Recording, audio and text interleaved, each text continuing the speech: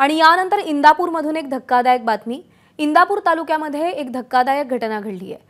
करमाळा तालुक्यातील कुगावमधून इंदापूर तालुक्यातल्या काळशीकडे एक बोट प्रवाशांना घेऊन येत होती।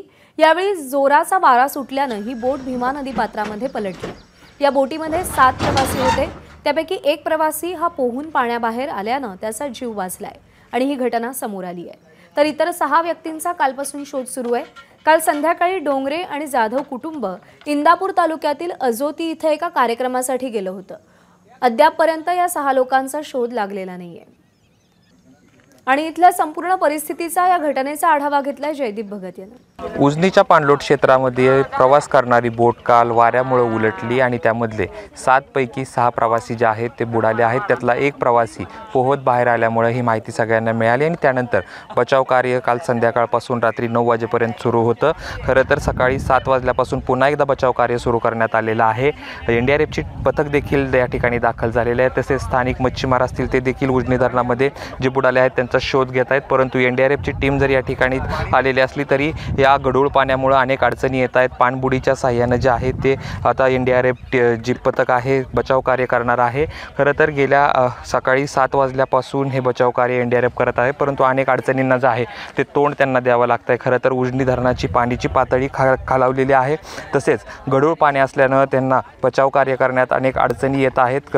काल संध्याकाळच्या 6च्या सुमारास सोलापूर जिल्ह्यातून पुणे जिल्ह्याकडे जी लॉन्च येत होती वादळी वारे जोरात सुटला आणि संध्याकाळी 6च्या सुमारास ही बोट उलटली आणि त्यानंतर जे आहे ते त्यातला एक प्रवासी जो आहे तो जो पोहत आला ते पोलीस अधिकारी आहेत ते बाहेर आल्यानंतर ही सगळ्यांना माहिती मिळाली। तेव्हापासून प्रशासन स्थानिक लोक तसेच वेगवेगळ्या पद्धतीने बचाव कार्य सुरू आहेत। अद्यापपर्यंत यश आलेलं नाही आहे। लॉन्च जी बुडाली आहे ती मिळालेली आहे। पुढचे जे प्रवासी बुडाले आहेत त्यांची माहिती जी आहे ते बचाव कार्याच्या माध्यमातून सुरू आहे आणि बचाव कार्य हे जोपर्यंत जे बुडालेले सापडत नाहीत तोपर्यंत सुरूच राहणार असल्याचं प्रशासनाच्या वतीनं सांगण्यात आलेलं आहे। कॅमेरा पर्सन धीरजसह जयदीप भगत, एबीपी माझा, इंदापूर। आणि ही संपूर्ण दुर्घटना नेमकी कशी घडली त्यावर ग्राफिक्सच्या माध्यमातून एक नजर टाकूया।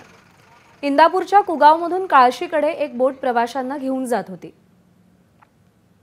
ही बोट मध्यभागी आल्यानंतर वादळी वारा सुटला आणि पाणी बोटीत शिरलं। बोटीत पाणी शिरल्यानं 2 चिमुकले सोडून सगळेजण बोटीतून पाण्यात उतरले। सगळ्यांनी बोटीला सावरण्याचा प्रयत्न देखील केला। हा जीवन मरणाचा संघर्ष जवळपास 10 ते 15 मिनिटे सुरू होता। मात्र जोराच्या वादळामुळे त्यांची झुंज अपयशी ठरली आणि बोट नदीपात्रात बुडाली। यावेळी ग्रामीण पोलिसांच्या जिल्हा विशेष शाखेतील पोलीस उपनिरीक्षक डोंगरे यांनी पोहत काठ गाठला आणि स्वतःचा जीव वाचवला। इतर 6 व्यक्तींचा कालपासून शोध सुरू आहे। एबीपी माझा, उघडा डोळे बघा नीट।